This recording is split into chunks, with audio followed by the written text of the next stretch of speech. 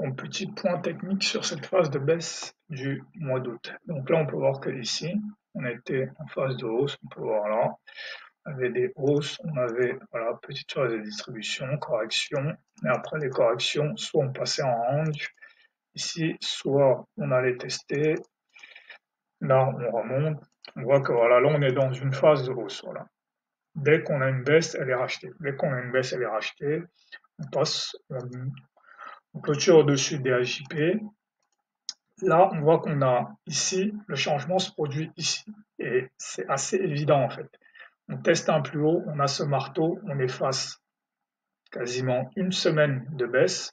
Le lendemain, on tente de remonter, mais à aucun moment, le plus haut de cette bougie n'est remis en cause en fait. Voilà, ici, il y a une petite remontée ici parce que là, on va dire les gens qui ont la main sont partis. Donc il y a eu cette baisse. Maintenant, il y a quelques-uns qui y croient encore, donc il y a cette tentative de remontée.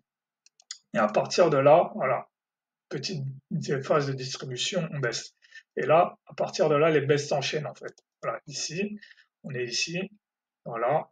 Là, on enchaîne les baisses ici. Là, on commence à clôturer sous BJP. Là, mi-US, mi-HB deviennent des résistances. Dès qu'on vient tester AJP, on repart tout de suite vers BJP.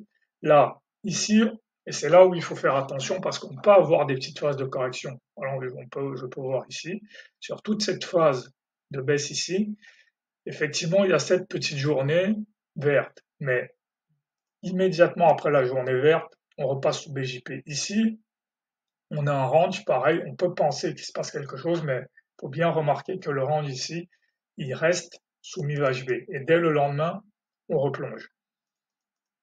Voilà même le CPI. Le CPI, on a la hausse, mais tout de suite, on clôture en bas. Donc voilà, on peut voir qu'on est ici.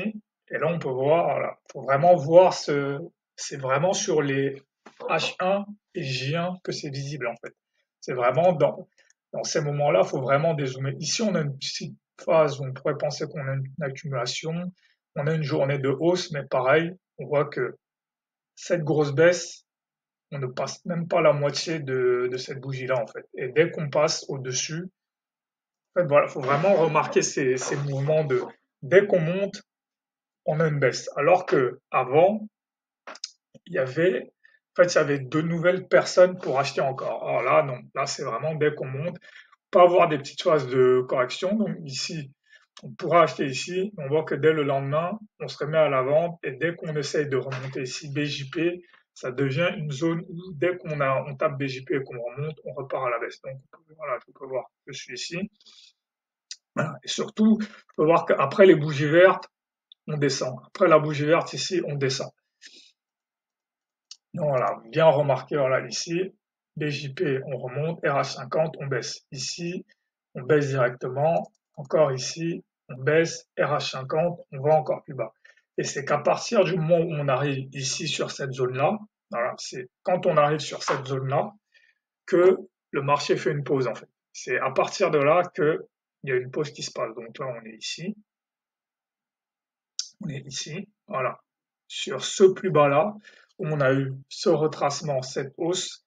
Voilà, on peut dire qu'entre cette zone-là et cette zone-là, voilà, il y a un moment où le marché a atteint première zone de liquidité, seconde zone de liquidité. Là, il y a une petite accalmie.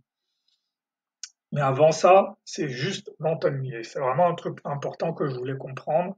Et la clé de cette lecture, c'est vraiment voir ce qui se passe en journalier. Voilà. À partir d'ici, il n'y a pas d'ambiguïté en fait. Il y a cette petite journée verte, mais il faut voir que ici, Fair Value Gap ici reste ouvert. Ici, dès qu'on revient tester ce bearish order block, on repart tout de suite à la baisse. Faire Mesh 50 sont sauvegardés. Fair Value Gap reste ouvert. Ici, pareil, mais 50 sauvegardés. Donc voilà, ces indices-là. Et en fait, si je ne regarde que les PJP, les bougies M15, je vais pas les voir. Il faut vraiment regarder ce qui se passe sur le journalier et sur le H1. Voilà.